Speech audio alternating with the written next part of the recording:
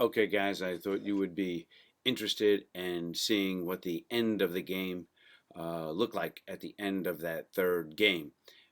Basically, we all wind up and shake hands. Freddie winds up getting chased by one of the coaches. I wanted to see whether Freddie did anything to spark this guy's anger on the line, but he does not do anything to this coach. I think the other coach blamed him for bumping into him or something, and I didn't see it.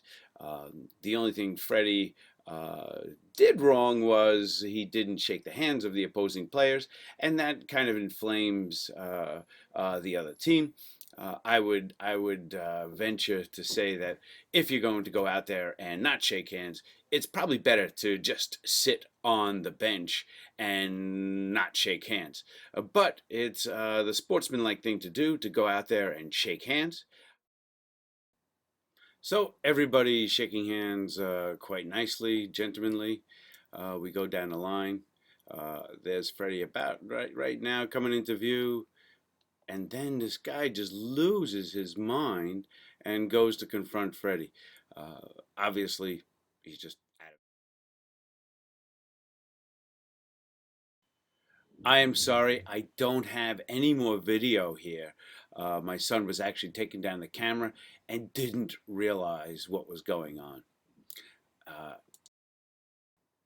Changing the subject a little, I wanted to show you guys how to line up for a face-off. I know that was a bit of a problem for us the last game. So I dug out a professional playbook, and let's go ahead and try what's called a four across lineup with these face-offs. So what you're going to see, what we have to do is line up like this, just to orient you. All those O's are the offensive. That's the other team. We're going to have a center labeled C, F2 for a forward, and D1 and D2. And so you can see they line up in a four across configuration. So just like a football play, guys, this is how you have to line it up. So let's see what has to happen. I'll take you through the little explanation, and let's try doing this at the next game. So this is the written explanation. The center tries to win the draw back to either defenseman, to D1 or D2. If that draw is lost, so if we lose the faceoff, our forward that's sitting in the slot has to resist the temptation to go and run out to the strong side defenseman, the opposing side, the board side defenseman on the other team, and stay in that slot so he can better defend against the pass. So the other defenseman is not going to blast a shot in through the slot area.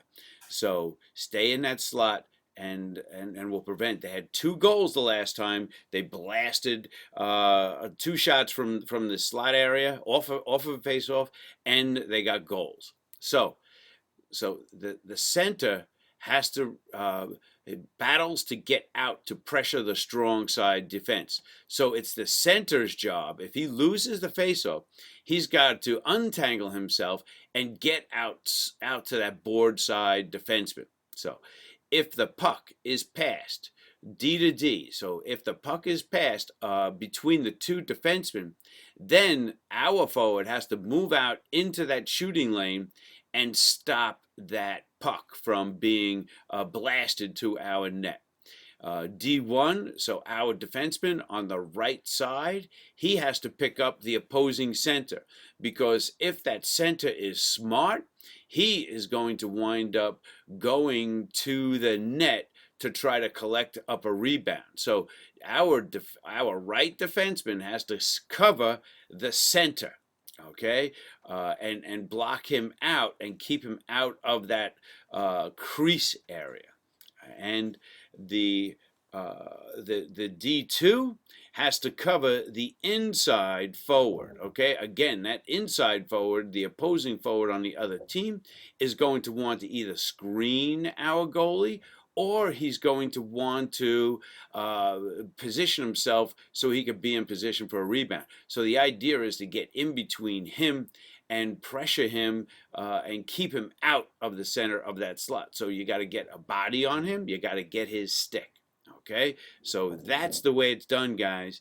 So if we know our assignments, if you study this little graphic and read through the explanation again, you'll understand what everybody's job is. And I would say if we had this in our brains the last game, we'd have 2 less goals scored on us. So let's try it out, guys.